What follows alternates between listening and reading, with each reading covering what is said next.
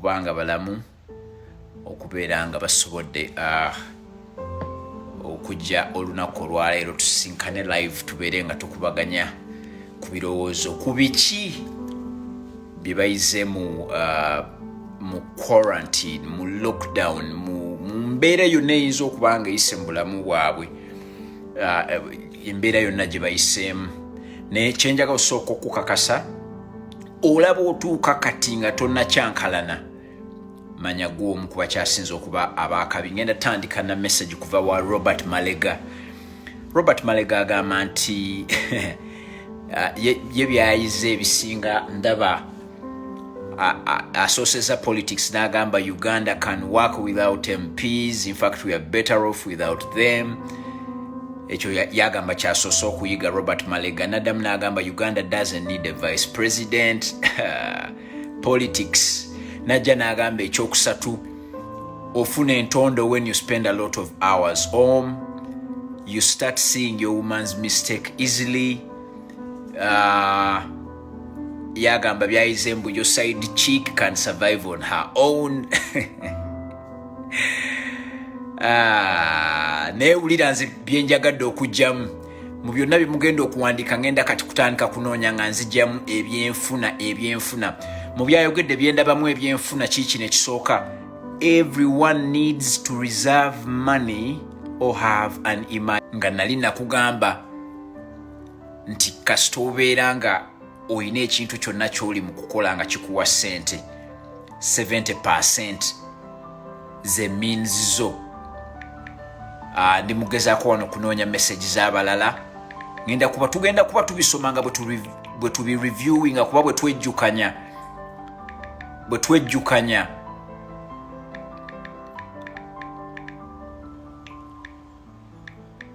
Gye tukoma okwejjukanya, gye tukoma okuyiga.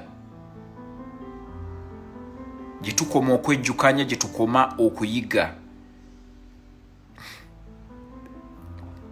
Gye tukoma okwejjukanya means kwe kubeera nga sente z'olina bw'ozitunuulira n'enneeyisa wano gye weeyisa, olina okubeera nga saagala bantu obalage nti oli waakabi, so nga toli waakabi. 70% in your means, Aaron. 70% is your means. Nja kuba maaso eyo njikumenyera mu 70% bwetambula. Tipsuzi, ulira Tipsuzi bwagamba, saving is important. Having more than one job. Having more than one job. Or your Tipsuzi. Producing many kids is not wealth. Or your Tipsuzi. Budgeting is important. Nagamba nti think beyond today. Amusajja ono nga yakubyewo points ez'akabi. Tipsuzi. Tipsuzi mukyala mwami. Tipsuzi mukyala. Susan. Alina okuba nga ndowooza ye Susan. Susan nga yakubye point z'akabi nnyo. Wulira Susan bwe yagambye. Susan yagamba saving is important. I hate you, I love you. Saving is important. Having more than one job. Producing many kids is not wealth. Budgeting is important. Think beyond today. Always be prepared. Eyo motto na yaba Scout Baden Poye yagituwa always be prepared. Do some agriculture even on a small scale. Do not waste money on luxurious things. Basic needs are important in life. Don't always procrastinate. Abantu abamu mwagamba kantandike saving mu gw'omukaaga, corona n'abakwatirayo. Corona teyakulinda tuuka mu gwa mukaaga. Corona teyakulinda tuuka mu gwa mukaaga. So, don't always procrastinate. Waliwo abantu nga kati savings zizo zokka ze wassa mu kabox ze ziri mu kuzannyawo part. Oyo Tipsuzi bw'agambye. N'agamba nti even the rich are crying. Ekyo naye akirabye. abagagga nga tulowooza nti balina ssente naye nga tebeetegekera mbeera zino buzibu babuze. Money is not the only solution. Money is not the only solution. Nabagamba mwina oba ne relationships ennungi. Mwe mwenna abalina legacy nga zaali mbi, ekintu kati kyabise. Oba okitegera kyegamba, abantu bw'oba wabeeyisizaako bubi baakuwola tewabasasula, kintu kyayabise. N'agamba practice hygiene. Tugenze ku Doreen mukwano gwange naye ali mu US awo. Doreen agamba nti an emergency saving account is a must in everyone's life. Oh, ye Doreen asinzidde mu America. Bane teka kwenye gy'osinzidde. Olina ogamba nti nze gundi wano e Bahrain, gundi wano mu US, twagala laba ba student kiddala abaliko ebintu bye bayize. Agambye that an emergency savings account is a must in one's life. It should at least be able to cover 6 months of expenses nga tokola. Owulidde amagezi Doreen g'atuwadde? Kolayo emergency account covering expenses yo emyezi 6 nga tokola. Mujjukira wano nakolako lumu live wano nga ne COVID tannaba kujja ne mbagamba nti nze ebinusu sibirya era nga twakuŋŋaanya ebinusu nga byalimu ssente nnyingi nga binusu naye nga buli kadde ebiveera n'ebiveera. Laba tuba tuli awo COVID nejja. Surely ebinusu byange seetaaga na kutambula genda mu bank. Kati emergency account Doreen gyayogerako n'agamba it should cover at least 6 months. Katonda akutestinze ne COVID. Naye waliwo COVID omulala ajja okujja, ayinza okugira mu accident. COVID ayinza okugira mu accident. God forbid bakutomedde. God forbid ofunye ekimbe. 6 months. Nga COVID yagwa nawo dda. Naye nga kati tumufunye mu version nga COVID ayingiddewo mu version ndala ya bulwadde. Onookola otya? COVID twebuuza oyizeemu ki? Jessica Nakazi agamba nti I did not know that one day I can survive a 1 week without earning but spending and catering for my bills this far. Thanks to Lord because I'm good at saving. Now I'm gonna save more than before. Jessica Nakazi ye bw'atyo bw'alabye nti agenza okutunula n'abeerawo ddala nga tali mu kuyingiza naye nga saving yeri mu kikuba. Bukirwa Juliet agamba saving is a must, a garden of farm. Ibn Eid agamba nti I have learned that I'm to blame for not implementing whatever you've been teaching here on this platform. Okawuliddaako abantu bangi mubadde musoma nga mujja mweno class naye nga mugawoga ne leero waliyo n'ogula data tewaliiwo kikyankalanyiza mbeera kati nga kyabyanfuna nga saakisomesa. Kutereka budgeting, kukola ki, kweyisa bulungi n'abantu, kwogerako na landlord, byonna twabyogera. Kati Ibini akugambye nti akiyize era alaba yeyewo okunenya for not implementing obutassa mu nkola. Apple juice. Obutassa mu nkola. Buli byembadde nsomesa gamba nga saving, gamba nga investment. N'agamba procrastination amukoze bubi nnyo.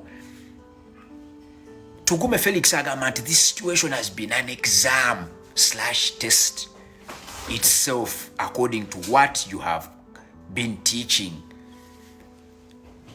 Olaba Katonda bw'akyusiza ebintu bino nti House of Wealth okuva lwe nagigulawo mu 2017 mugalu Elijah Paul ajja kujjanjulire nti ye yalina Abu Dhabi n'alaba House of Wealth n'ekyeyondooza n'akivaako.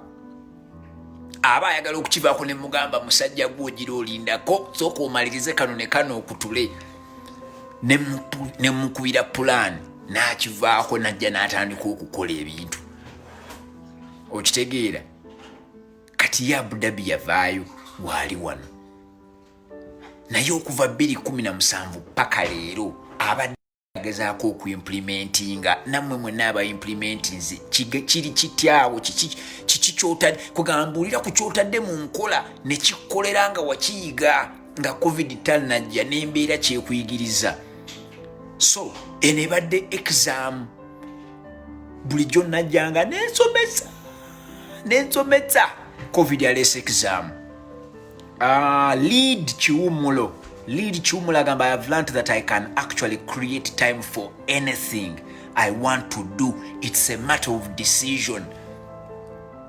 Muchimanyi bulungi banji kuffe. Thank you, Aaron. Muchimanyi bulungi banji kuffe. Bagenda ne bakugamba soma ku katabo n'ogaana soma akatabo. Tandikayo ka business akanogamba omulimu nga gututta obudde bungi. Soma ka course online noga naye COVID-19 akulaze nti buli lwobeera ewaka olinawo essaawa 24 mwebaka ne muzuukuka ne mwetegeka ne muddamu ne mwebaka. Obudde kati olina bungi, kola bukozi timetable osome obeeko by'oyiga. Lukwago Ben uliya Lukwago Ben kyasomye zonna message nja zisoma oba tukeesa ku makya ffe tunaamanya ne zino lessons jazisoma. Lukwago Ben agambye liquidity is permanent. Okubeeramu ne ka cash ka liquid kiina kuba permanent. Okategedde kiina kuba permanent liquidity. Rita agamba save. Kati uliya Lucky Johnson andeetedde verse gye njagala ennyo, Psalms 127. Ebigambo byayogedde bino mbiraba mu Psalms 127 agambye we plan in vain if God has not. Ebyo Psalms 127 verse 1 egamba nis dominus frustra. Katonda bw'aba tazimbye, bw'aba taplaninze, bw'aba tategese, tutegekera bwereere. Tulina obbisa amaanyi ga Katonda.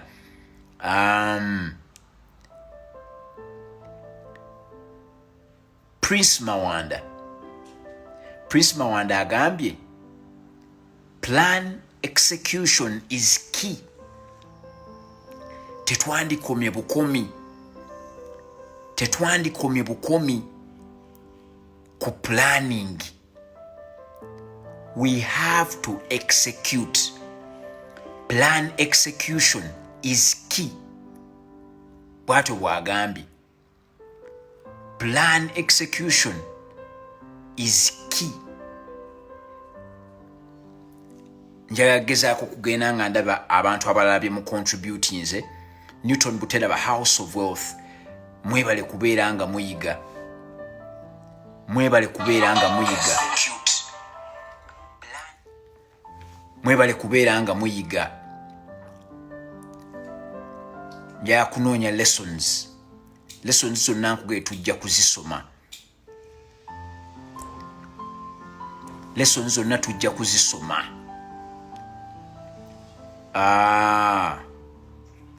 Lessons zonna tujja zisoma. Kimuli JP ono Dr. Mulamba.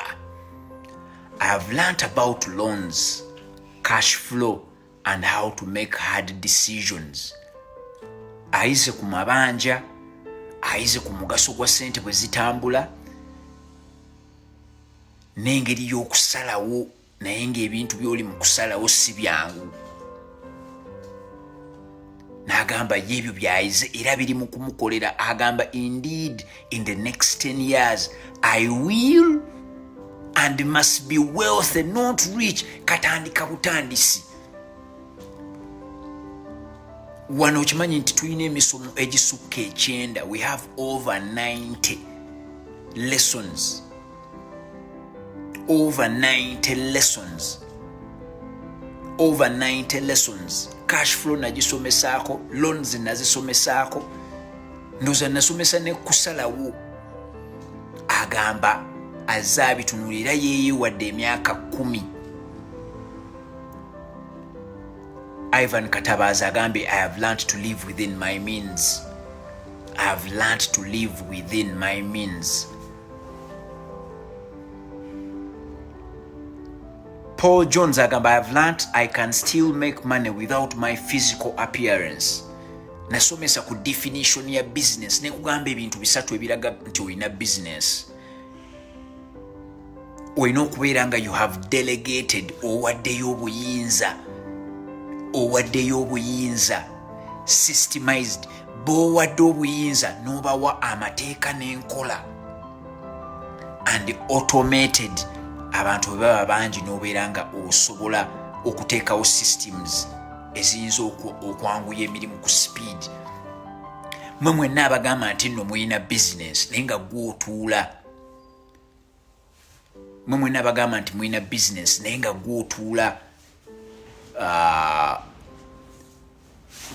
gw'otuula mu dduuka lyo obeera weekotogedde nnyo, eyo tebeera business, obeera self-employed. Okitegeera? Madina Najinga agambye wano, ndooza ebintu ebiraga nti omuntu alina business obuyize: delegation, kuwaayo buyinza; automation, delegation, systemization, automation. Olina okubeera ekintu ng'olumala okukiyiga okiwa abantu bakitambuze. Bwe baba bakitambuza obawa amateeka systems kwe baba bakitambuliza. Madina Najinga agamba, the lesson that I have learnt is to stop seeing money as a fruit. Instead, see your money as a seed that needs to be invested, not for buying luxuries like car. Abantu abasinga kuffe sente tuzirabanga ekibala. Ye Najinga agamba apaana, sente yonna agenda girabanga nsigo. Buli kasente kaafuna agenda kalabanga nsigo. Era ensigo eyo nga yakusimba. Nakozesa example negamba nti omunwe gwa kasooli guliko ensigo ezisukka mu 600. Omunwe gumu ogwa kasooli kuliko ensigo 600. Ensigo 600 gwe munwe gwa kasooli. Osobola okukola ebintu bino bibiri. Abagenyi senga bajja ewakaawo, osobola okugwokya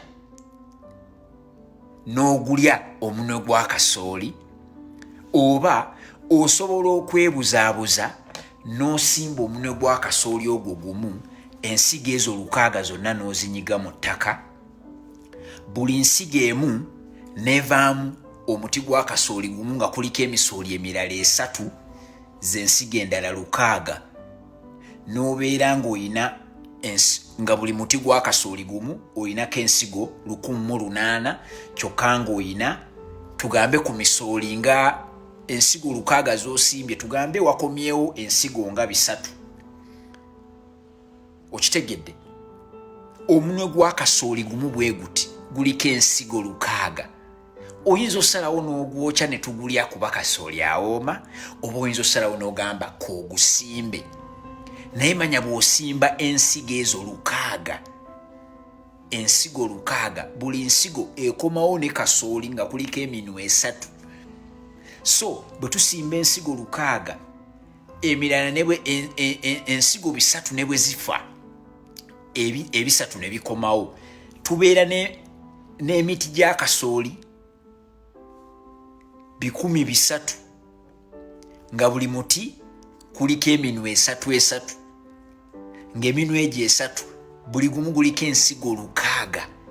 Kitegeeza, kankubuulira obuzibu obuli awo. 1 2 3 4. Okugaana obugaanya okulya ensigo za omunwe gwa kasooli gumu n'osalawo ogusimbe mu myezi 3 oba 4, obeera ozaazisizza ensigo za kasooli endala 54,000. ebisatu ne bwe ziba zifudde olaba mathematics w'oku investinga. Teebereza omunwe gwa kasooli gumu ensigo 6 n'oga sijja zisimba, sijja zookya zikalirira, kanzisimbe busimbi. Embeera n'eba mbi, ebisatu ne bifa, ebisatu ne bikomawo. Bino ebisatu ebikomyewo buli muti ne kubeerako eminwe 3 okungula n'obeera n'ensigo 54,000. Saagala ombuuze kiki ekiyinza okubaawo senga egyo 54,000 oddamu gyonna n'ogisimba. Kitegeeza abagenyi abanajja tojjanga kulya musooli gumu, ojja liisa ekyalo. Ivan Katabazi agamba, I have learned that cleanliness should be a habit. I can't count how many times I've washed my hands. Mujja kukizuula nti buli lw'obeera ng'onaaba mu ngalo toyinza na kulwala diarrhea. Obadde okimanyi nti waliwo abantu bagenda kuba nnyo health oluvannyuma lw'okunaaba mu ngalo. Tubadde tukwatakwata nnyo abantu mu ngalo. Edward Kabunga agamba nti saving money must be a lifestyle. Ndi mu kunoonya abantu bye bayize. Bwengula promotions aganze wambuusa dda.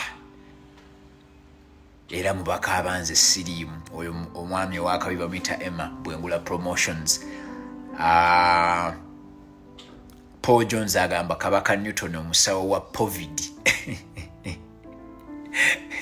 Waliyo COVID, waliyo ne COVID. Njagala kufuna ku lessons z'abantu kubanze nsomeseza okumala ebbanga ddene, nange njagala kuwulira abantu bye bayize weewaawo nange nnyinza okufuniramu kyenjiga. Maria Sweet agamba atya, this COVID-19 has taught me lessons. Era immediately I start working, I will open up an emergency account, watching it from Germany. Ono mukwano gwange ali Germany yagamba kasita ekintu kyonna kigwa atandikirawo na emergency account. Kati baako kino kyoyiga bw'oba oyagala okukola emergency account.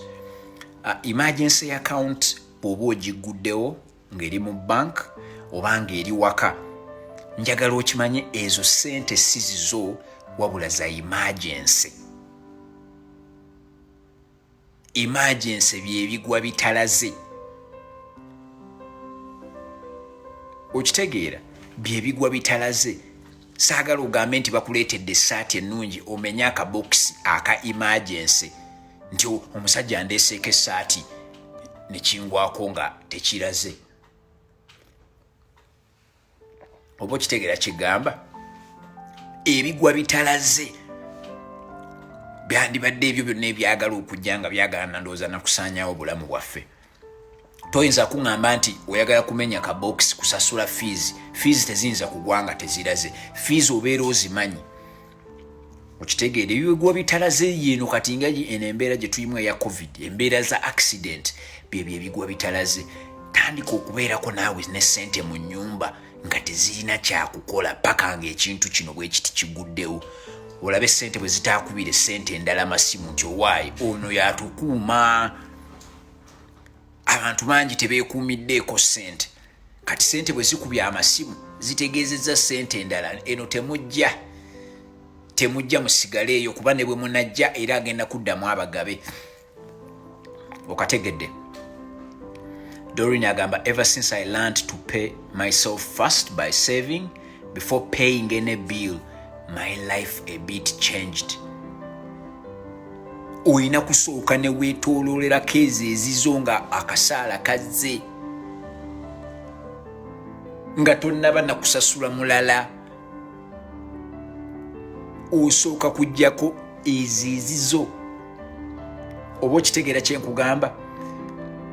Lydia Kaweka agamba, thank you Newton, every statement you make in your lessons changes lives of those who listen in and implement. 2 jobs are indeed helpful. Emirimu ebiri. My business is closed, but I thank God I have a salary. Okawuliddaako. Omusaala gwe gujja, business baagigadde. Akulaga talemeseddwa naye ng'ekiri mu kumuyamba. Agaanye okukwata ekintu ekimu ali ku 2 kati kubamu akafaananyi senga Lydia abadde n'ebintu 4 okitegeera. Emmanuel Sempija agamba emergency saving is a must because for me it has helped me to survive in this quarantine. Doing only one job is more dangerous than AIDS and Ebola combined. Omuide Emma bwagambye Sempija okubeera ng'olina ennyingi zeemu agambye bw'ogatta Ebola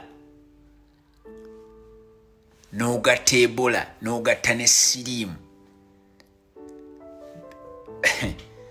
tebiyinza kubeera bikambwe kusinga muntu kusinga kukola kwega tebiyinza beera bitemu kusinga bitemu kwega okubeera ng'olina omulimu gumu kya butemu nnyo n'okusinga ng'olina Ebola ne siriimu nga bigattiddwa. Bw'atyo bw'agambye Emmanuel Sempija. Eve agamba Newton, you are heaven sent teacher. May God see us through this corona situation and continue to implement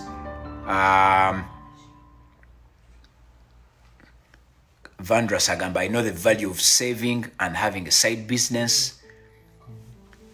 Nababi Jessica agamba, to involve God in whatever plan we do because he has power over everything on earth. He is a Bible verses zonna twazisoma nga ziraga nti Katonda yennyini bintu byonna. Ndoza twasoma nali mbasomeddeko Daniel. Is it Daniel 2:28? Was it in Daniel 2:28? Daniel 2:28. Daniel 2:28. Nja kugibasomera wano. Daniel 2:28. Verse eyo nali njagala naye njagala kulaba oba yekijjayo bulungi.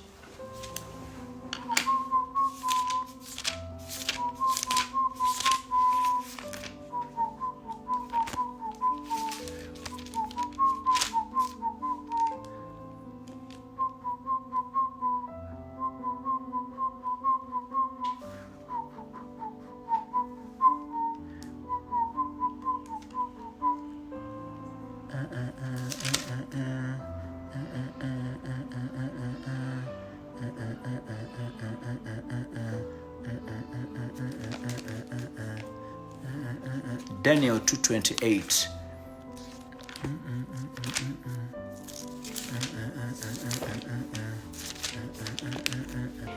Bebakyasinza okukola chocolate mu nsi. Ne chocolate ono mu nsi nga tannatuuka wano waali. Waliwo kyatandikirwako. Ne bakuŋŋaanya oba ne baleeta kokoa oba ne baleeta bata. Ne batandika okumufumba. Wali abalimi, wali abakola packaging, wali abadesigninga, wali abakola buno mwatuula. Kati mu value chain eno eya chocolate waliwo abalimu obulimi.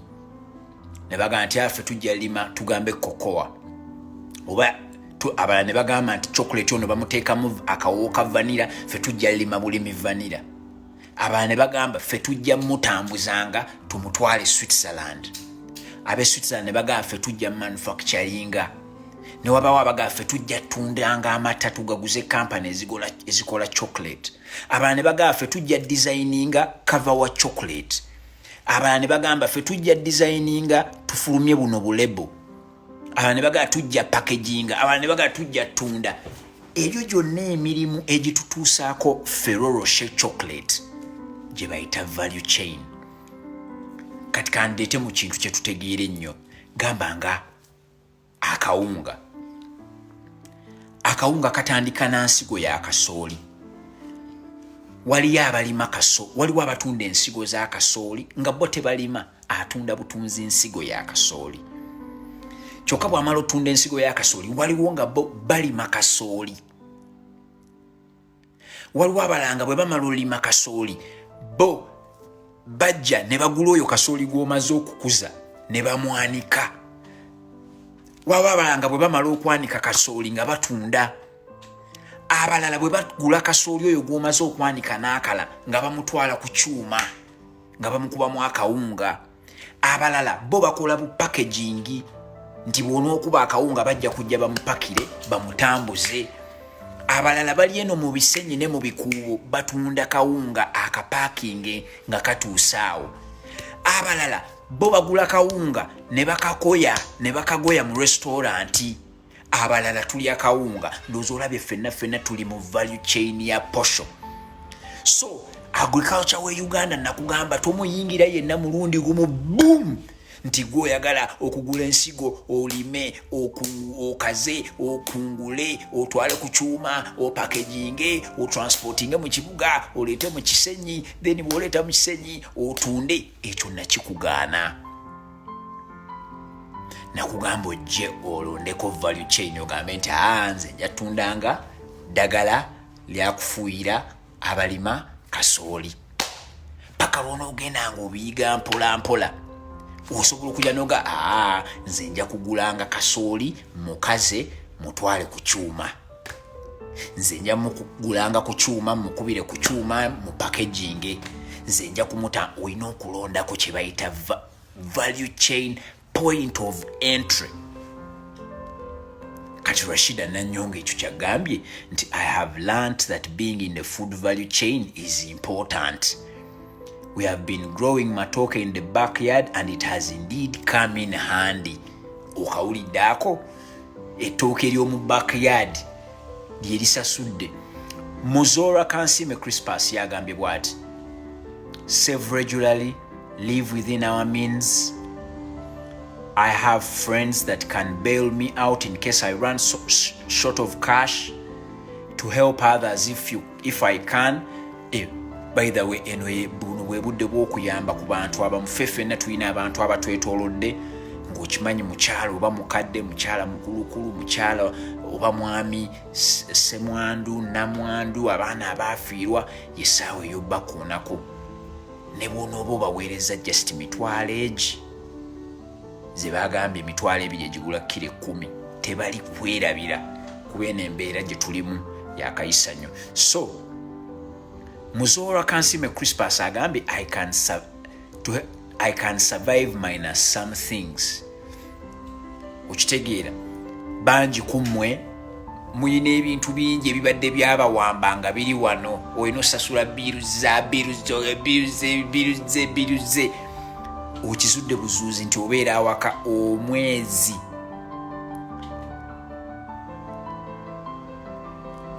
Obadde awaka mwezi mulamba.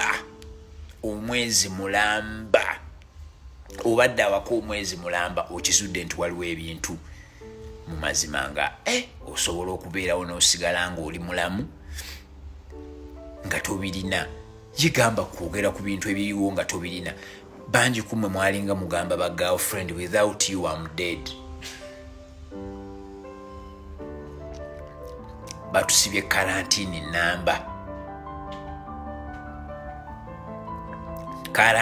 namba. Tomulaba nako oyinza noba nomuwuliza tomuwuliza naye ogaanye okufa nga wali uli otugamba nti osobola okufa. Maria Sweet azemu naga nti my baby's piggy banks have saved us during this lockdown. Abaana be babadde bategeka ssente kati obusente abaana be babadde batereka nabo baabugjeeyo. Topo James agambye change with change. Online services are the thing now. Invest in yourself, especially with practical skills in baking, cooking, etc. Twali twabagamba dda nti musobola okutunda ebintu byammwe online. Twali twabagamba fenga House of Wealth kuba nabaganda baganze nga House of Wealth ntundidde amataka ku Facebook. Baklayenti bange mbalaba we muli wano naye nga twasinkanira ku Facebook. So mwenna ababadde balina ekirowoozo nti okukola edduuka bw'oba tolabye ku nsonda nnya totereera, bakikulaze. COVID yakikulaze nti bwe twogera kati mu America kampuni ekyasinga okukola ssente ye kampuni oli omusajja omugagga gwe bayita Jeff Bezos owa Amazon.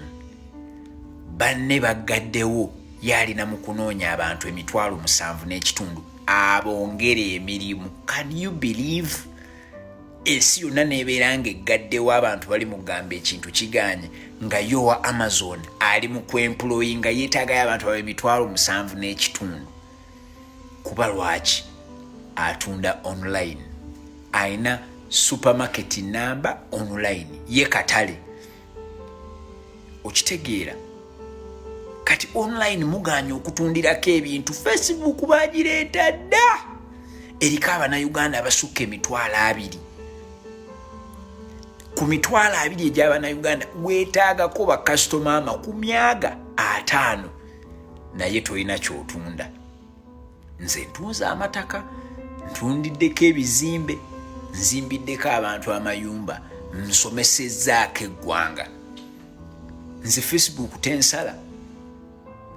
Okitegeera mwe muli mu kusaayo bifaananyi ku Facebook page zammwe muteekayo bintu bisesa,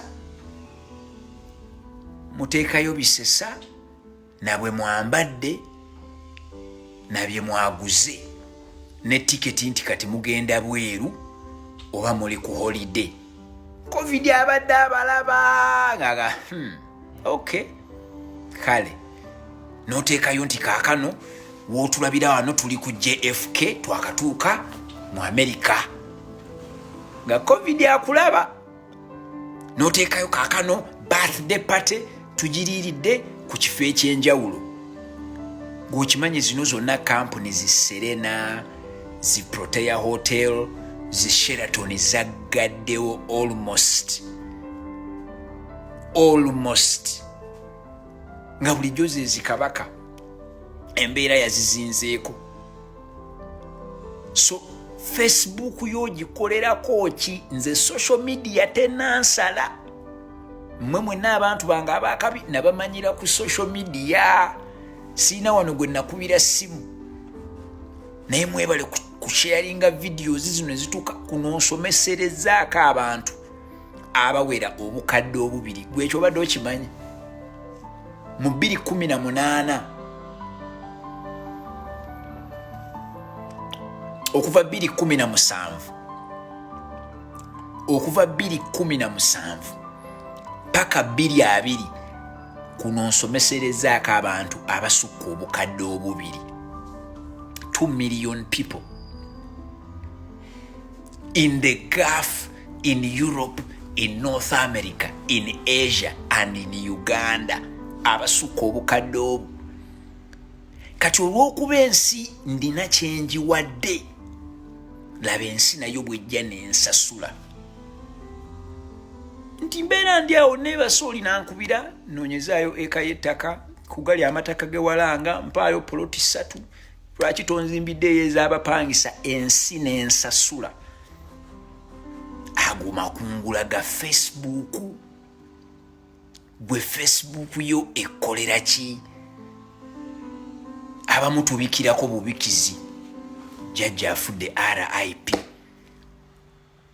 Embwa yange yalwadde. Can you believe? Facebook wo gwo mukolamu ki? Waguze olugoye olupya, musaze keeki, muteekayo ebifaananyi by'okwanjula ku Facebook. Omusajja yakola Facebook mwana wa tanaweza na myaka ndowooza 35 ate yagaggawadde mu bulala nnyo. Tateekayo nga na kifaananyi kya mbaga ye n'eki yakola Facebook. Banaye bino bye bintu bye tulina okuyiga. We have to have this consciousness. Omusajja yakola Facebook. Bw'ogenda ku page ye n'ogamba eno ye page ya Mark Zuckerberg, tekuliiko mbaga ye, tekuliiko mwana we, tasaayo ng'alina byalya, naye ye yaleeta Facebook. Naye ffe be yagireetera. We misuse Facebook. Eriko obugagga toyinza bubala. Kati wano buli gwenda ba wano mugagga. Nze wano buli gwenda ba wano mugagga gyendi. Facebook entutte mu Gulf, Facebook entutte mu Europe, Facebook entutte mu North America. Gwe bwenkulaga abantu ba customer bange abamu bakyalina bweru tetusisinkanangako face to face. Sirimba naye ng'ettaka yaligula n'ekyapa yakifuna. Okiraba, ettaka yaligula n'ekyapa yakifuna. Eyo ye Facebook. Nakulabye oyina by'olanga okitegeera. So njagala okimanye nti kati kambabuulireko omwaka oguwedde omanyi nze nabagamba ebintu byonna byensomesa mba nabikola. Tewali kyensobola kujja ne mbasomesa nga saakikola. Mba mpulira omutima gwa kiyaayo ogwo. Lwakiri mbeera manyiye yakikola nenkyogerako naye nnyumirwa nnyo okusinga kwogera ku kye nakola. Kankuwa ekyokulabirako. Omwaka oguwedde ye 2019 nalina heated argument ne girlfriend wange. Yali ayagala kukola business mu kutunda engoye. Ne mugamba tetujja kukola dduuka. Njagala ompulirize bulungi. Argument si zino argument ze tubeera nazo ziri too healthy. Tetubeera na za kwesongamu kwevuma otwavaawo. Naye tubeera tugamba lwaki. Ne mugamba toyinza kukola business ya dduuka nti ogenda osasula arcade. Kubanza already nali nakola research mu arcade. Nga ngamba abantu abali mu arcade bakikola batya n'enkizuula babonaabona nnyo. They are always behind on rent. Osanga edduuka ng'oli asasula miliyoni egi naye ng'ebintu byonna by'alinamu tayinza kukola na miliyoni emu omwezi mu magoba. Kati ne babeera abantu abo nga babeera n'omwami alina ssente ng'omwami yasasula renti. Kati omwami we abeera amuwa ssente za renti ng'omukyala agakasita omwami yasasula renti nze sijja kufaayo. Kati osobola okumulaba n'olowooza eyo bizinensi ekola. Naawe n'oyagala ojja oteeka edduuka mu arcade. Girlfriend wange namugamba tetujja kussa dduuka mu arcade. Namugamba tundira engoye zo online. Okitegeera? Beera ng'olina Facebook page ng'oteekayo ebifaananyi. Ebyo bw'oba tobifunye beera ku WhatsApp. Leeta ebifaananyi by'engoye z'otunda nze mbiweereze mikwano gyange naawe oweereze mikwano gyo. N'atandika okutunda. Yatandika ndowooza $1 nga 10. Yatandika $1 nga 10. Naye twagenda okutunuulira enkola gy'atunze n'ebintu by'atunze ng'ayinza okuba yayingira dda mu $1 nga 500 oba 2,000.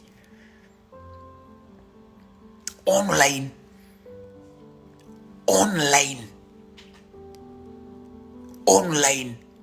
Kati nze nasomera mu single sex school mukimanyi nasomera SMARC. Ne mu connectinga ne mikwano gyange kuba atunda masaati mpale ngatto masaati mpale. Ne mu connectinga ne mikwano gyange. Ate mukyala mugezi nnyo. Nti yafuba okulaba buli lwasuubula nze gwasooka okuguza essaati. Obalabye abakyala bwe bali abagezi. Anguza ku kibanja mpola oba nziba n'okunziba nja kuddamu nkebera ebitabo bino. Alabika nziba. Kuba mba ndi awo nga nsimbye amasaati nkuleeteddeyo amasaati. Ne mugo why? Amasaati gano gompa kiki enejja nnyumira ku podcast. Akimanyi nkola podcast 4 omwezi. So omwezi yalinga alina customer amugulako essaati 4. Era bw'onoogenda n'okebera ojja laba waliwo obusaati nange bwe nalabanga nga bwenkambala nnyuma obujja era ogenda mmanya nti ye yabunguzanga n'atundanga online. Mwene embeera gye tulimu ng'akeedi bazigadde biki byonna talina kye yejjusa. Naye eyo ye example ye. Ekyo nze nakiraba dda. Nakimugamba mu 2018. Can you believe? 2018 nga mugamba otundira otya mu dduuka. kubanga essaati emu bw'eba eriko 50,000 oba omutwalo gumu n'obeera mu dduuka ng'osasula akakadde kalamba kitegeeza olina okutunda essaati 1,000 okole miliyoni emu eya landlord. Kati gw'onoolyaki otambule ddi? Mwe mwenna abaagala okussa amaduuka mu kibuga mutunda engoye. Okitegeera kye nkugamba? So Etobo James agambye change with the change. Embeera kati ekulaze gwe gw'onoomanya. Wano Safe Border atundira boda transport service agitundira ku ssimu. Aba Uber batundira transport service ku ssimu. Gw'omanyi sente ze bakola. Nga mwe kennyini mwambala ebikoofi helmet bya Safe Border n'olabanga bayingidde omutwalo gumu mu kasanvu. Nga Safe Border ewezezza piki omutwalo gumu mu kasanvu. Safe Border bweweza piki omutwalo gumu mu kasanvu. Katukole wano maaso omwangu bannange tulabe. Omutwalo gumu mu kasanvu nga ze piki. Senga buli piki ekuwaayo siringi 1,000 eya Safe Border. Ze miliyoni 17 olunaku. Ziba sente mmeka omwezi katuwulire? Ze miliyoni 5.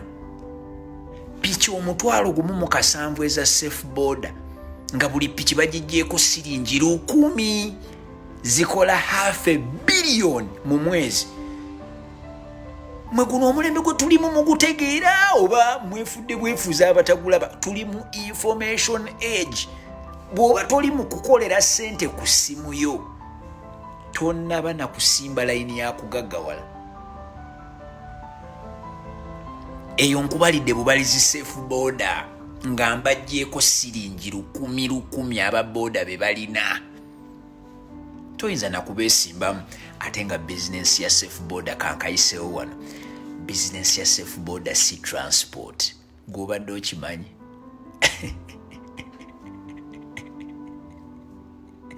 Obadde tokimanyi? Kansooke ndye Ferrero Rocher. Kubanga nja kubabuulira ebintu ebiri bagaggawaza oba mulinziika mutya. Kansuubire nti ku maziika gange mugenda olwanira akazindaalo. Kubanga olwedde kuziika kwange tekujja baako kukaaba. Ng'okaaba otya? Nakukoze eki? Nakukoze eki? Ku kuziika kwange tekujja baako kukaaba. Ku lugezigezi lwennina nyinza n'obbagamba ngenda kuleeta theme kala y'okwambala ku maziika.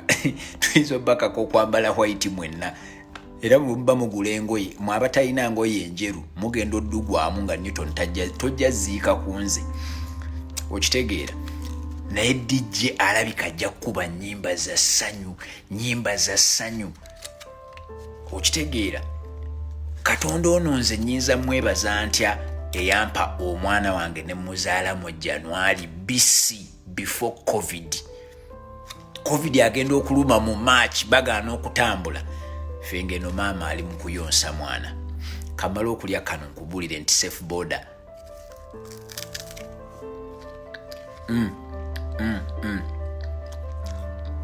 Buli kisabeera ebulaaya eyo ng'ennyonyi baakazita.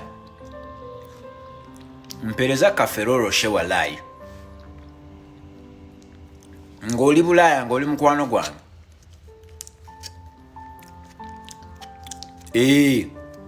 Kukuziika kwange tejja baayo ebyo nti omusajja afudde kukaaba nga mukaaba ki?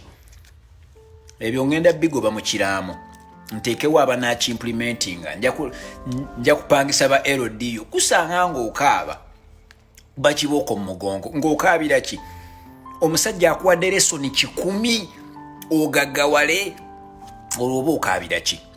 Nga ziri kyalina ku Facebook. Oba okaabira ki shuwale? Katonda obeera tomusimye. So kufa kwange mujja baba bajulizi. Olukwata akazindaalo investment talk. Bantu bagaye bwe banagaggawala. Mercedes yazaalibwa mu Jan 4th BC before COVID. Okitegeera? Katonda oyo namwebaza ntya. Ne tutuuka ne bagamba nti teri kutambula. nga ffe twamaze ddo poppinga naye kyembadde njawo babuliramu ekyo bw'oba toli mu kukola ssente ku ssimu yo phone whatsapp yo toli mu kukola ssente tonnaba na kusimba line tomanyi na gy'oyinza tusanga mbadde nja bagamba Safeboda teri mu business ya transport Safeboda eri mu business ya merchandise ogula eyo helmet yakusasulira bukapu bassa ku mutwe bwakusasulira helmet akasawo mwetuula kakusasulira helmet 2 n'akasawo mwezituula byakusasulira obiwulidde kaakano babawa ekijaketi eyo yonna yakusasulira eyo byonna byolaba bye balina byakusasulira ebintu ebyo ogenda okubibalamu ebintu ebyo bye bagula ogenda okubibalamu okujoininga Safeboda bangamba oba kwa mitwalo 45 bw'ogenda n'obalamu ba Safeboda omutwalo 17 bubeera obuwumbi 7 tokitegedde toyinza kubanga okitegedde ng'okitegedde otya kyoka otegerera ku sipiidi emu nange twala eri kino toyinza banga okitegedde tebali mu bizinensi ya Safeboda tebali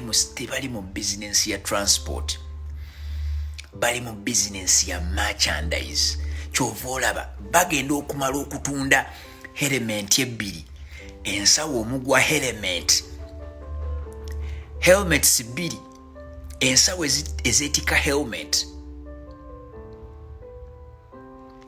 okitegeera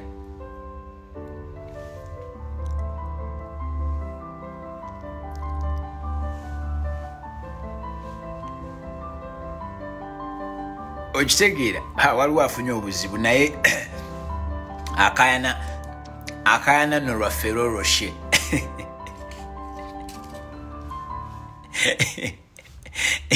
enjala egenda lumira abantu mu nyumba balwane kati omusajja waliwo gwenda bakayana lwa Ferrero Rocher yagiyise na muffin anage ate nga amaze ebbanga ddene nnyo merchandise by'ebyamaguzi ezo byenkusomedde ye merchandise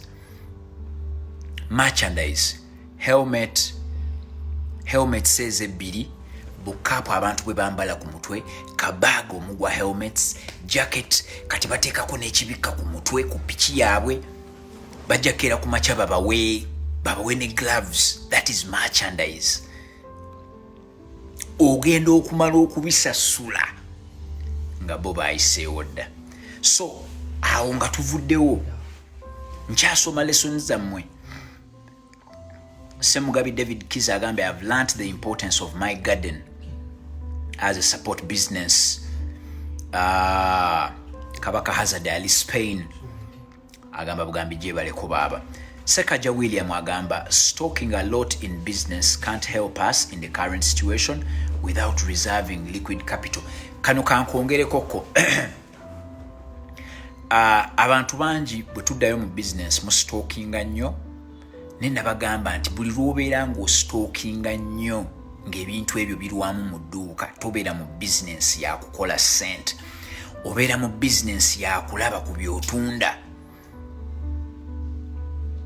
Oba okategedde omuntu n'obeera ne store namba ebintu ne bimalamu emyezi 2 nga tewali abigula, tobeera mu business ya kukola sente,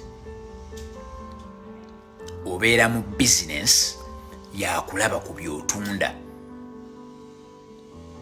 Okitegeera kyegamba, obeera mu business ya kulaba ku byotunda. Kati abantu bwe muddayo nga muzzeemu okutunda ebintu byammwe, njagala obeere nga weebuuza mu kitabo kyo, baani abasinga, bintu ki wano bye basinga okugula? Ebintu bye basinga okugula bye njagala obeere nga ostockinga, obeere nga obalansinga liquid cash ne stock. Profit Rogi ate mwana wayize nnyo I've learned that putting money aside is not saving. Bwe nali nsomesa saving nabagamba nti saving is putting money aside with the goal. Okussa ssente bbali n'ekiruubirirwa kye bayita saving. Mwe mwenna obussa ssente bbali, that is not saving, that is putting money aside. Kyovula bwe bakubira essimu ne baga jjajja yamize girita ng'okwatayo ssente ng'ozijjayo. Omwana wa neighbor yagudde wansi n'amenya omukono ng'okwata mu ssente ng'ozijjayo. Saving is putting money aside with a goal. Goal bw'eba yaggula pikipiki, ezo ssente obeera tozirina paka ng'oguze pikipiki. Goal bw'ebeera yakugula kataka, ezo ssente obeera tozirina. Ekizibu ne bwe kijja ogamba ezo za ttaka sizirina. Omwana bwe bamugoba fees nga ssente ze wagula zakubaako kye zikola ogamba lwaki lyogenda neweewola, lwaki lyobaako kyotunda ewaka, naye ssente ziri ezirina ekiruubirirwa zitambule n'ekiruubirirwa kyakyo. The day you master that, the day you master that, ogenda kuba wakabi, ogenda ba wakabi. Jajja Mugagga agambye living in the countryside is never being poor. Buying some land is important. Of course kati awo ffenna we tudda kino ekibuga tetugenda kusobola kati kukibeeramu bbanga ddene. Tugenda kuddayo mu byalo tufune obutaka bwaffe. Ekintu kye bayita ekibuga tugenda kitwala mu kyalo. Kuba kati Uganda ebifo ebisinga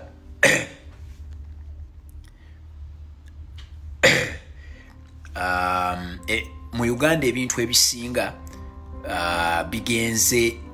ebifo ebisinga bigenze bifuna amasannyalaze.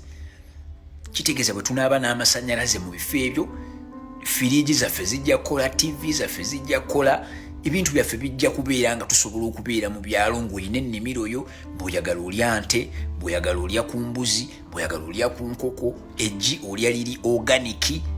Awo bwe tulina okudda.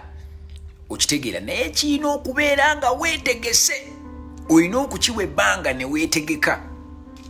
Okategedde ako. Oyo Jjajja Mugagga bw'atyo bw'agambye. Melody Mwebesa Kata agambye, I have learned to say no even if it hurts. The best decisions don't have to be comfortable but right. If I have food and clothing, ebyo bimalenga. Ojjukira wano bwe twasoma verse eyo. Twagisoma mu 1 Timothy 6:8. Okitegeera. So, I have learned to say no, even if it hurts. Ono Melody bw'agambye ayiza okugamba nedda ne bwe kiba kimunyiga. Kuba kati laba mu mbeera eno gye tulimu eya COVID, yes, abantu abasinga tebalina ssente, naye waliwo abantu tugambe be wagezaako okusaba akasente ko n'omugewo waaye akasente ako wali wansuubiza kampa mu jjaani. Emitwalo gyange 10 egyo lwaki togimpa? Ne mutuuka mu Febu n'atakuwaako wadde omutwalo. Ne mutuuka mu March bangi kummwe n'embeera ya COVID yebanyize kubanga mwawola emikwano gyammwe gye muyita emikwano.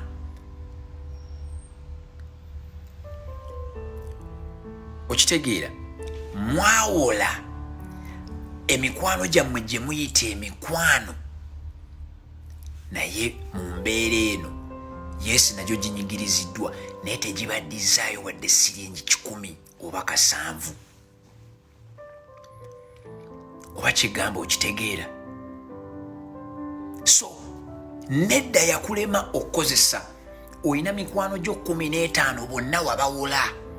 Omu wamuwola 2, omulala wamuwola 7, omulala wamuwola 12, omulala wamuwola 3, omulala wamuwola 4, omulala wamuwola 2. Naye olw'okubanga waliwo lwe wali olina okugambako nedda.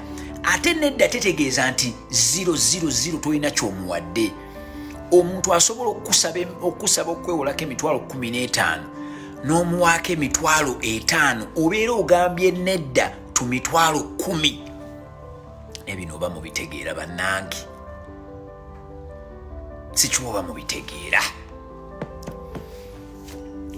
kuba senga tubitegeera senga tulina ekibondo kya abagagga bonna abaliko tugenda bajja ku kituuti tuleete abagagga abayize message eno oli asobola okukubira n'akugamba nti ayagala kwewola 3,000 n'otunuulira emabega n'ogamba omusajja ono bwe namuwola zino bwe ziti yazzaako zino mu bayibuli mwennyini mulimu the parable of talents nga bakugamba nti omwesigwa mu kitono y'anaabeera omwesigwa mu kinene mpozi eyo gundi kyendala gye twasomaawo eyagamba nti masita ajja kukomawo 42 aloni nga obwongo bwo bwakabyate Matthew 20 muto wange wana bantaasisa kankusomere Matthew 24:42 Matthew 24:42 Be on your guard because you do not know what day your Lord will come. If the owner of the house knew the time when the thief would come, you can be sure that he would stay awake and not let the thief break into the house. So then, you must always be ready because the Son of Man will come at an hour when you are not expecting him. Paka verse Paka 51. Who then is a faith ndiku verse 45. It's Matthew 24 okuva ku 42 paka ku 51 kati ndiku verse 45 jensoma. Who then is a faithful and wise servant? Ani omuweereza owegonjebwa alimu obwerufu atenga mugezigezi. It is the one that his master has placed in charge of other servants to give them their food at the proper time. How happy that servant is if his master finds him doing this when he comes home. Indeed, I tell you, the master will put that servant in charge of all his property. But if he is a bad servant, he will tell him that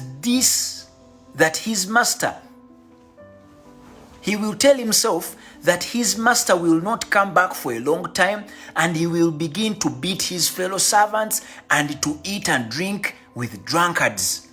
Then that servant's master will come back one day when the servant does not expect him and at a time he does not know.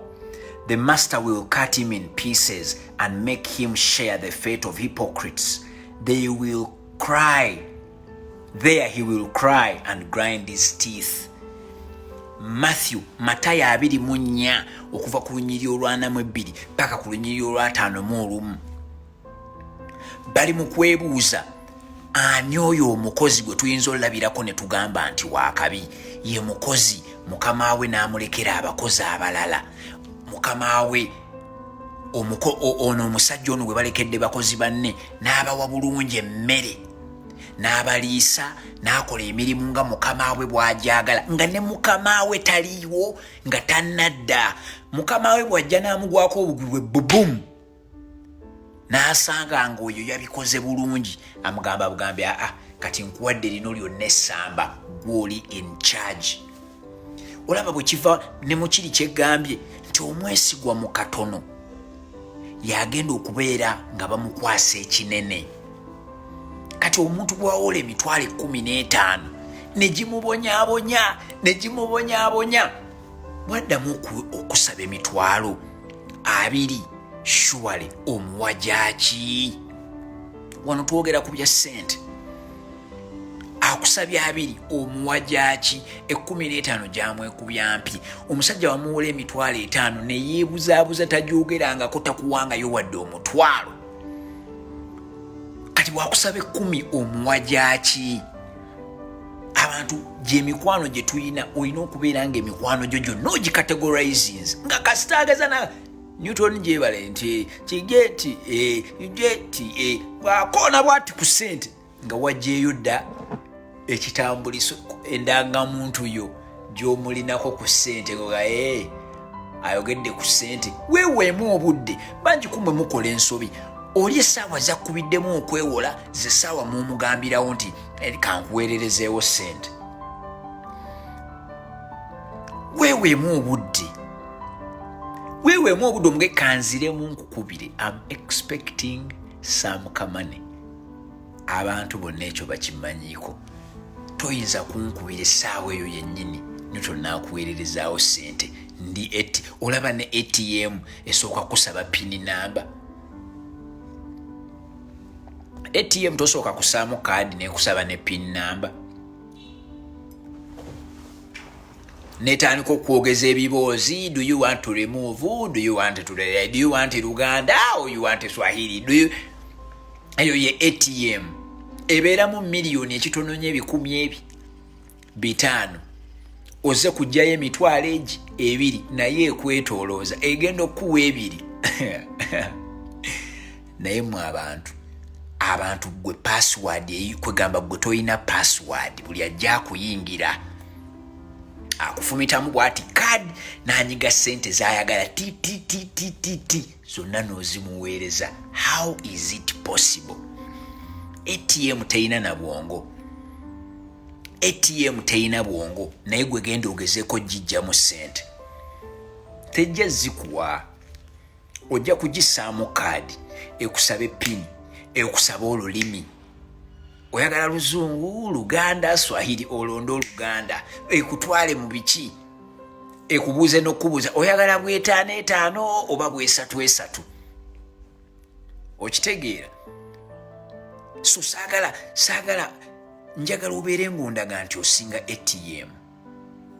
Ekyo kye njagala ng'omuntu bw'akkubira osobola omugamba mbadde ndiko kye ndiko naye ngenda kusaba nkuddire. Such that oddamu n'otunuulira finances zo. Abantu bonna meeting zengenzeemu nga za mbaga bakimanyi sisobola kuyimirira mu meeting ya mbaga oba kwanjula oba ki sente n'enzoogerera waawo sikisobola. Era nsooka nentunuulira budgeti nentunuulira omuntu ono gwe tuliko okitegeera nembitunuulira bangi kumwe mu contributing ze mweje emikolo ng'aba abantu mu emikolo gyammwe tebalina kye baabawa. Covid atuyigirize bannange tubeere nga bwe tudda tubeera abantu ba sente tuziraba mu ngeri ndala. Baaliwo abaagambanga you only live once. Muwanike emikono. Abantu bagambanga you only live once, you only live once, you only live once. Ne balya sente zimalawo. Kaakano tugenda mu kyeya ky'essente minimum lekigenda tumalako emyaka egi. Ekyo nakyo osoose kiwulira wano, I'm telling you. Emyaka egi ekonome yaffe eryokedde engulu. Emyaka egi 2 years ng'embeera ekyali awo eri mu kikunta weezinge. Okitegeera? Njagala weewa akadde nga tonnasuubiza ssente z'ogenda waayo ku mbaga. Okitegeera?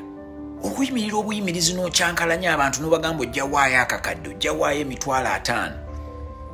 Tomaze na kukomawo waka kukebera oba omwana wo baamugobye, fiizi w'abaana wo akasasulako mmeka?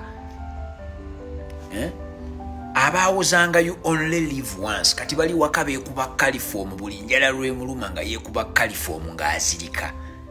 Agenda okudda engulu ng'enjala emuli bubi nga yeekuba kalifomu ng'addamu azirika. So njagala tukimanye,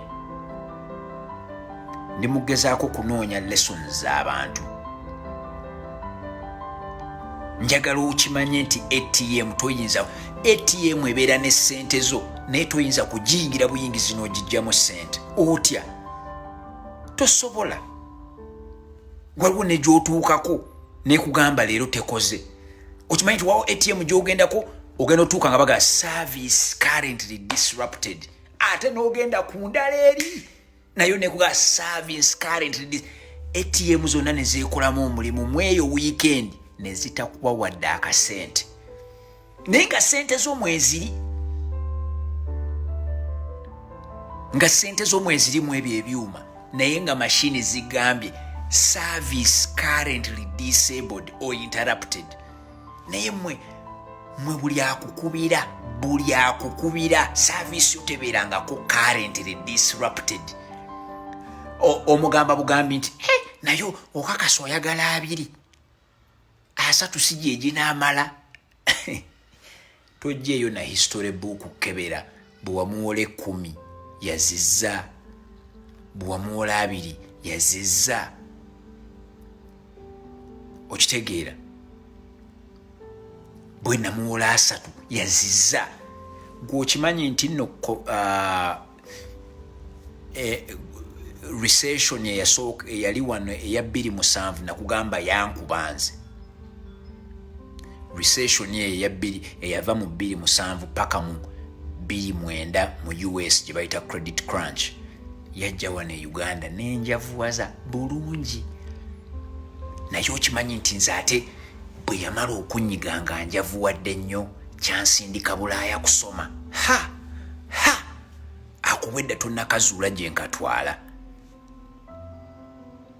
embeera eya credit crunch gitwalina mu 2008 ng'abantu tebasasula abantu ne balyaza amaanya banka ne ziggala banka ne zibonaabona ffenna abaali bamanerenda twagwa naye embeera yanyiga nti nagenda ogibuukamu mu 2011 actually yanyiga kuvaawo 2008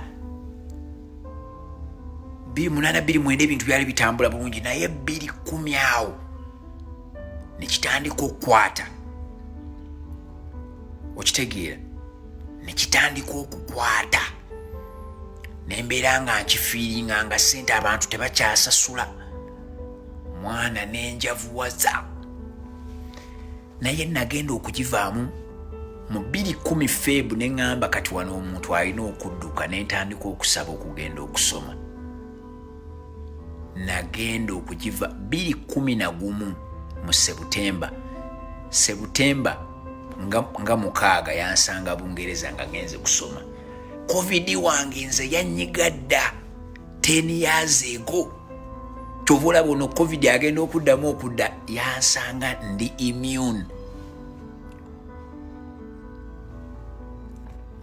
kyenkugamba okitegeera yansanga ndi immune yekyo kyenjagala njagala naawe ono covid omuveemu ng'olinga buteera bawa 2011 nga waliwo ekintu kyokyusiza mu bulamu bwo kuba 2011 we nagenda okusoma 2012 okusoma kuwedde so 2013 ngenda okukomawo yes nga ndi mwavu tokyerabira ekyo nga ndi mwavu lunkupe ngaba si mwavu omanyi omwavu abeera ku 0 ng'ate nze ndina mu mabanja kitegeeza omwavu yali ansinga ssente nga ndi mu mabanja okitegedde nga ndi mu mabanja naye covid oyo yagenda okuggwawo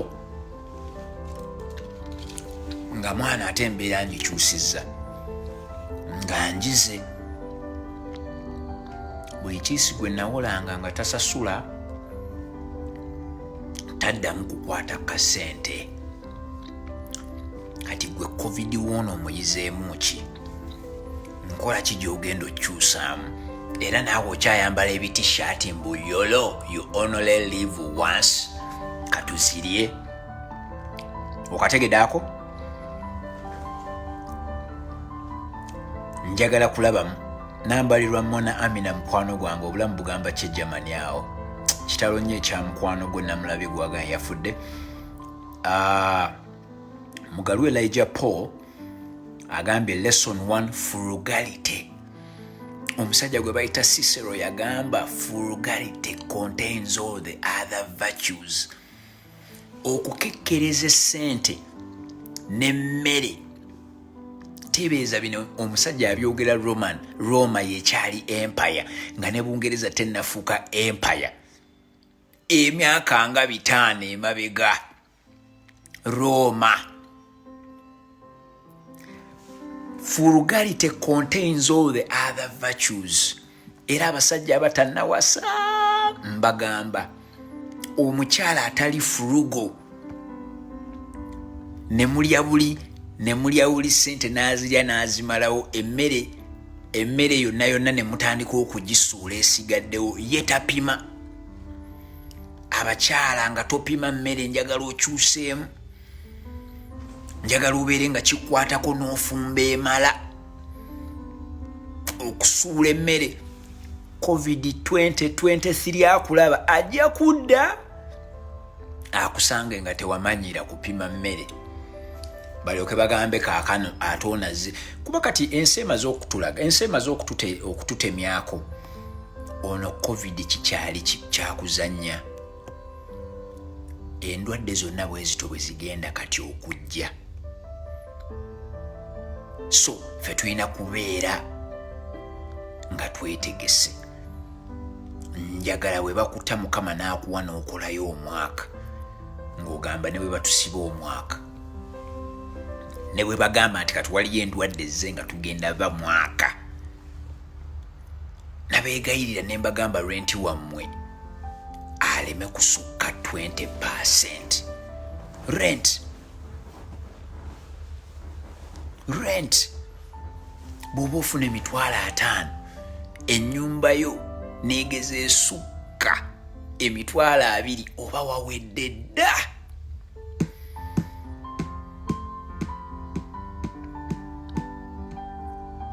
$20 ow'emitwalo 5 tosukka mitwalo 10. Bwe baba kuwa emitwalo 5 20% gy'emitwalo 10. Bw'ogisukka n'ogenda mu 2 n'ogenda mu 25 wawedde dda. You are living beyond your means. So Paul Mugalu agamba nti lesson 1 frugality should be in your DNA to stay with the money. Buying and keeping dollars is also important. Cash should be our top friend. Investments without savings indicates financial illiteracy. Having someone you are demanding is also highly vital. Lastly, passive income will continue to rule the world, and God owns what we are keeping as ours. Okawulidde passive income, okuyingiza nga tolinayo makula meerere. Doreen agambye I lost a lot of money in clothes business. Rent was 1.1. There were 30 days used to fly. It's very hard to prosper unless you just want to be looking good in a shop. Okawulidde abakyala munyuma nnyo ne mubeera mu kiraasi ne mubeera mu dduuka bye lipstick oyambadde design eriko n'akagata akaliko naye nga rent akunyeenya. Okitegeera? Njaga kulaba wano. Lydia agambye thank you Newton. Every statement you make in your lessons changes lives of those who listen and implement. James 1:22. Don't be just hearers of the word. Go and implement. Muteekeko mu nkola. Okitegeera? 2 jobs are indeed helpful. Ndi mugezaako kulaba. Vincent alina kyagamba wano.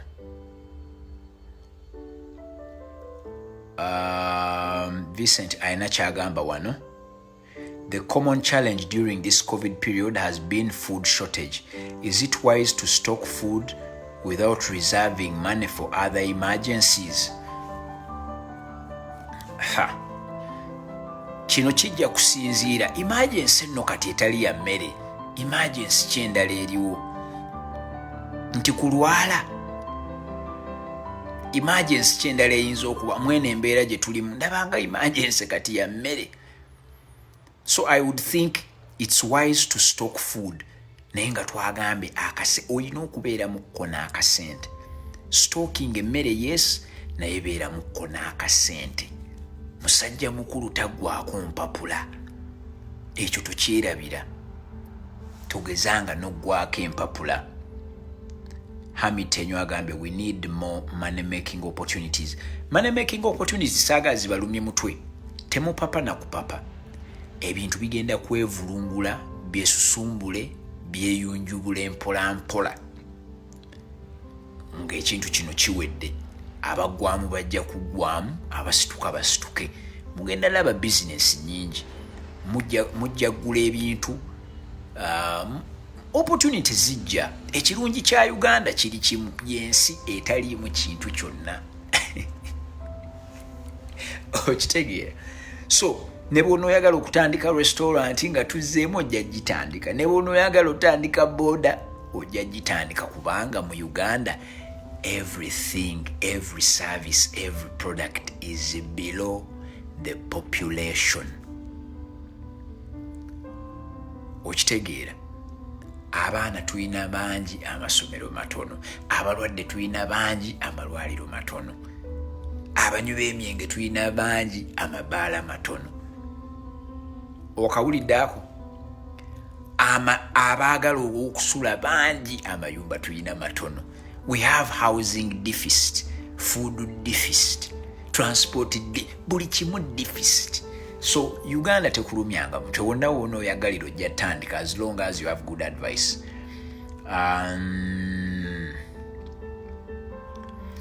Peace Joseph agambye Kaleson kanguddemu brother, but let me sit down and I analyze. Mukisa Harriet agamba ki? Mr. Newton nze mbuuza, omuntu akolera ebweru akola atya okukola business endala e Uganda nga baagala nnyo ssente z'abantu abakolera ebweru? Nali nabagamba wano tisiwagira muntu ali wabweru kubeera ng'olina business Uganda. Ekyo nakyogera kubanga mbeera njagala nga wooli. Nakugamba omuntu ali wabweru njagala tugule mataka. Bwe tumala okugula amataka tumanye nti kaakano oinvestinze ekimala okomewo. Okitegeera? Bw'okomawo tujja tunda amataka agamu kakuwe capital otandika okukola business. Gwe kennyini osooka ogimonitoringe, bw'onoobeera ogiyize in and out olyoka odelegatinge. So kitegeeza ki nti bw'obeera oli bweru kyenkwadvising okukola kusooka kugula assets. Kuba tugula wano ettaka, ekyapa kyo ne tukikuweeza n'oteeka ku akiba. Ne tugula ettaka eddala, ekyapa kyo ne tukikuweeza n'oteeka ku akiba. Temuliimu nti ndeka ndabe ate mwakoze. Kati bwe tumalaawo n'omanya nti kaakano ndi bweru ngenda kukolerayo emyaka 7, ndi bweru ngenda kukolerayo emyaka 5. Senga oli bweru nga buli mwaka tugulayo poloti emu, emyaka gy'omaze 7 ebweru ogenda okugimalayo ng'olina poloti 7. Buli poloti bw'eneebanga accumulatinze, oba ekyo nkikulage ntya? Aaron, penny yange eyiwa.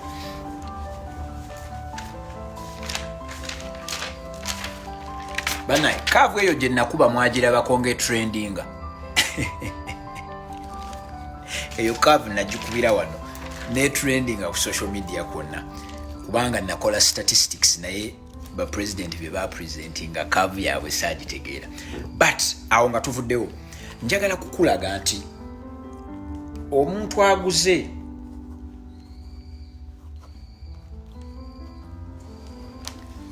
omuntu ng'oyagala kumala Bulaaya myaka tugambe nga 5,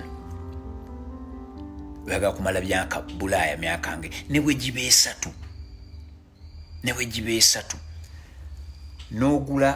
n'ogula ettaka wano, n'ogula ettaka wano, n'ogula ettaka wano, n'ogula ettaka wano, emyaka egino 4 bwe kibeera nga buli mwaka oguze poloti ne bweba ya miliyoni 10 wookomerawo obeera wathe obukadde nga 5. Obukadde nga 5 oyo capital mungi nnyo nti weetaaga kutundako just poloti emu miliyoni 10 oyingire ekintu.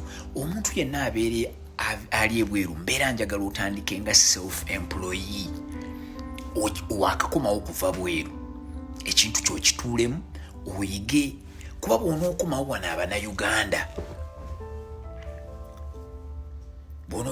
abannayuganda ne bakimanya nti olina ssente nnyingi bajja kukutomeza emirundi mingi. So mba njagala osooka ekintu kyokituulemu n'akasente akatono. Wakomyewo kuva Bulaaya olina poloti zo 5 ate okomyewoko n'akasente kitegeeza toli mu kululunkana nti oba mmere oba waakusula oba kutambula olina ssente za basic needs. Okitegeera?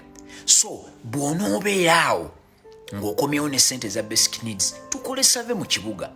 Oba oyagala kutandika tukole save ofune advice. Vic abuuza what's the cost of my plots. Plot zange zonna za miliyoni 16 ne miliyoni emu ekyusa poloti okuva mannya gaffe okuza manyago naye nga kasita osasulako miliyoni 10 tukuwa omukisa ziri miliyoni 7 ezibula nojja ng'osasula emu okumala emyezi 7. Eyo diiru teriiyo mulala wanaagigaba. Newton Buteraba House of Wealth yekka yagigaba. Ploti zonna ziri genuine. Era wano abasajja abaguza amataka weebali bajja kuba nti ebintu babigula ne bibatuukako. Naye kyembadde njawo okuga nti ne bw'oba toguze ku nze n'obeera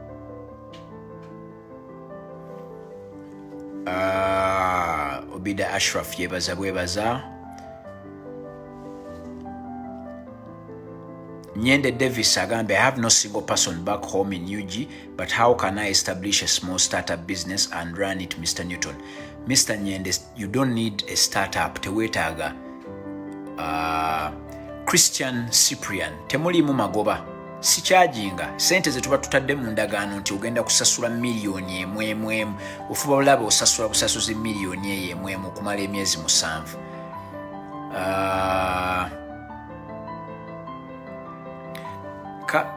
Wamala neterayo ko kubyapa netera kubyapa. Waliwo abagambye nti okay thanks Mr. Newton neyanziza nnyo class eno nzijja mu inbox ku chaplot. Ebyapa byonna mbiri n'ebyapa byonna weebiri. Kantumyeko ebimu babalagirako ebimu biri ku ofiisi ebirala weebiri. Ebyapa weebiri saagala otye. Ebyapa byonna byentunda biba ku mmeeza. Temubaamu fujjo. Sasula miliyoni 10 ne miliyoni emu.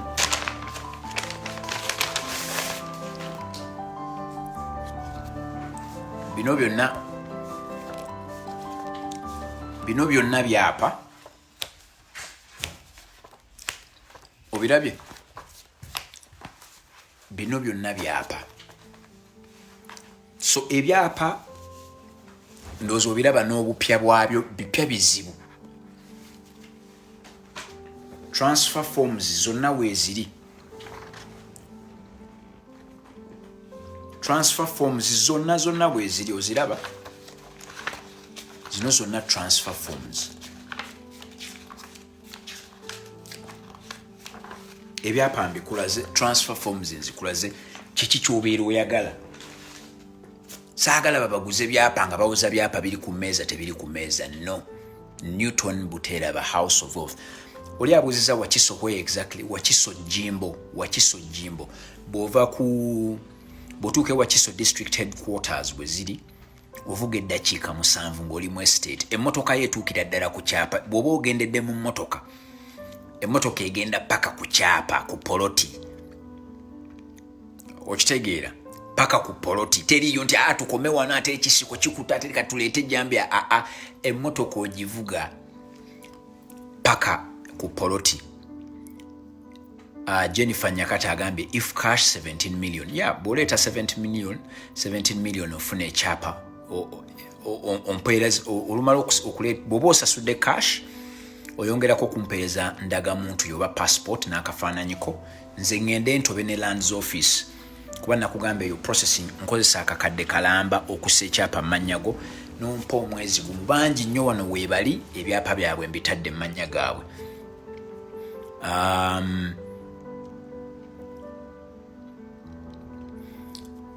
Bukirwa Kaddu Sara kanziremu nkikunnyonnyole ettaka lya miliyoni 17 omuntu muwa chance nampa miliyoni 10 ettaka lya miliyoni 16 miliyoni endala yakuyamba ddikyusa mmannya go. Bw'oba olina abantu b'omanyi mu landizi ng'osobola oddyekyusiza eyo miliyoni emu togimpa ng'osasula 16. Naye bw'oba oyagala okungulako ettaka then ndikuyambe ndikukyusize ompe 16 ery'ettaka nompa ne miliyoni emu ey'okuyamba okyusa.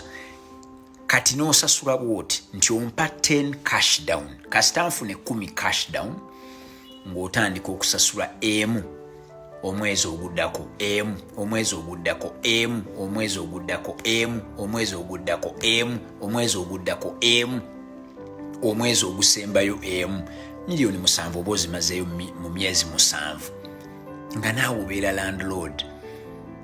Wozimalirayo senga obeera ompeereza akafaananyiko ng'ompeereza ne akafaananyiko ne national ID oba passport eraga nti oli muna Uganda mu mannya go nga temulimu nakwebuuza. Mike Boss agamba, what if I skip to pay 1 month after paying 10 million? What should I expect? Usually kati nina ba client abasinga abali e Bulaaya nga bw'omanyi nti babadde tebatambula balemeseddwa okutuukirira balemeseddwa okusasulwa oba bayimiriziddwa byonna tusobola obiteesa tusobola okuteesa okitegeera tusobola okuteesa. Jennifer Nyakata agamba, I have cash but I'm still in Dubai. Tujja kwogera mwenna nabagamba ngenda kubasomesa business ngenda baguza ebintu ebiri genuine. Njagala at least bw'onooba tongaggawaddeko mu magezi onfuneko lwakiri epoloti eri genuine etaakutwale mu kooti ate poloti gy'omanyi nti eteese ssente okitegeera. Kyokka waliwo abanfunyemu ddabodabo abo ba Moses Blessed Wamala nga afuna advice nze financial advisor ate nze mugulira amataka bamugalwa Elijah Paul banajingo mbalaba wano ba Dorini mbalaba ba Deborah Kiss. Mwana Katonda ampadde omukisa nti abantu b'e Bulaaya mumpagidde nnyo. Kyova olaba ndi mukusaba wano ndi mukusaba ebintu byammwe bireme gootaana mubeere nga musobola okutambuza obulamu bwammwe nga bwe bubeera. Tuddeyo ku luguudo lwaffe olw'okugaggawala. Ffe tubadde tuli mu kuzimba bugagga. Graham Okello Stevenson agambye, hello Newton, I have learned that save because savings are seeds, and before investment consult a financial advisor like Newton. Inquire from competitors, avoid quick schemes, shortcuts, be in circles of useful friends. Bangi nnyo mukitegedde nti bw'obadde n'emikwano egikwetooloddeko n'obakubira n'obagamba bannaye embeera mbi, abantu bakuweereza obuyambi ate nga tebakulaalaasizza. Okitegeera. Waliwo Bible verse egamba nti omukono gwa ddyo bwe guwa ogwa kkono tegwanditegedde.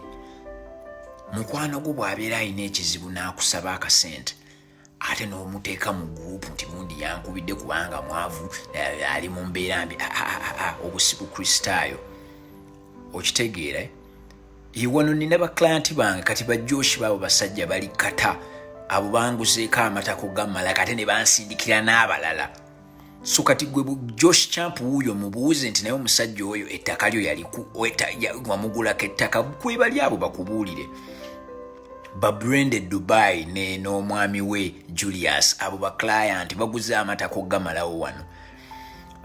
Lydia Kaweko abuuza location of plots. Ettaka lyonna liri Wakiso Jimbo. Nagula mu estate. Bw'ogula mu estate kiina advantage nti tebaayo nkaayana. Mu estate tebabba mu mataka. Okitegeera mu estate kizibu tebabba. Pyramid business is a quick scheme. Is pyramid business a quick scheme and a business? Alon jango zebite ebyapa bino.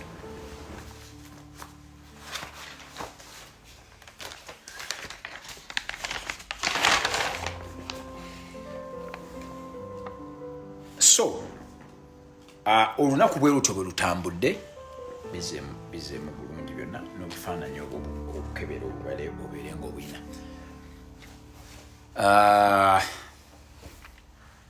Yusuf Nyende webale kukonamu agambye intelligent guy.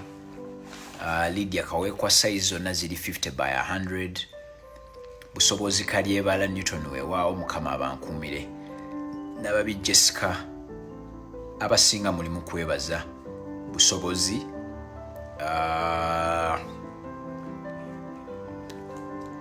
Waliwo agambye nti ploti za bbeeyi bamwise Moses Sams Luswata ploti si za bbeeyi njagala otunuulire option gye nkuwadde ey'okuzisasuliramu ploti ezo si za bbeeyi bw'otunuulira nti nno kigenda beera kizibu nnyo okubeera ne ploti gy'ogula ng'eri eddakiika 25 okuva e Kampala. Naluze Mary wabuuzizza ki oba njagagezaako kumanya Naluze Mary wabuuzizza ki njaga kiddamu nga sinnasiibula.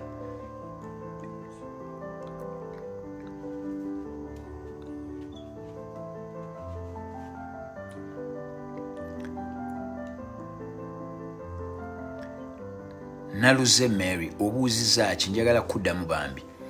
More Junior agambye I'm not panicking about this whole situation because of your lessons, Sir Newton. I have learnt investments, savings and business growth and management. However, this entire situation has taught me the really important things in life. God, wisdom, family, relationships and cash flow. God bless you, bro. Webale kubaawo. Ebintu ebirina value abantu babitegedde.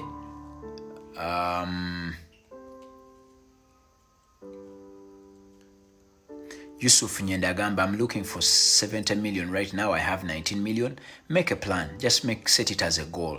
You will get it. Buli kyoyagala kyonna kasito kisettinga nga goal.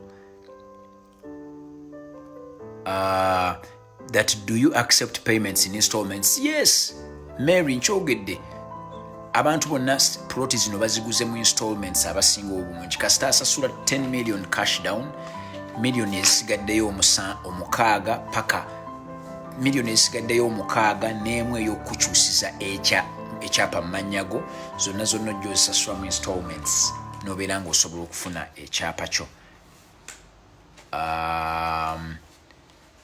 Baklanti bange kwebali wano nkibala babazeemu abantu bafunye amataka bo bajja kuba baddamu nga bw'olaba Joshua akugambye. Joshua oyo klanti wange nnyo kata okutambula kuno simanyi bwe tunaabeera naye mbadde njagala nja kufunamu omwaka nange nzijeko Bulaayi abantu mu gaafu nambule mbabuuzebuuzeeko bannange sigendangako kata Josh yansuubiza okunsuza ekkata kati bwansuza nandiisanze nga neetaddemu tiketi awo buzibu kiso. Njagala Mukama abankuumire, mwebale kubeerawo, mwebale kugoberera.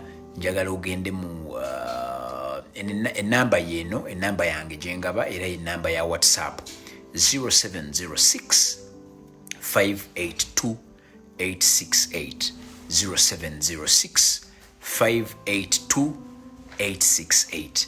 Jangu mu inbox tuogere ku mataka gano. Jangu tuogere ku mataka gano. Jangu tuogere ku financial advice. Njagala Mukama abankuumire nnyo.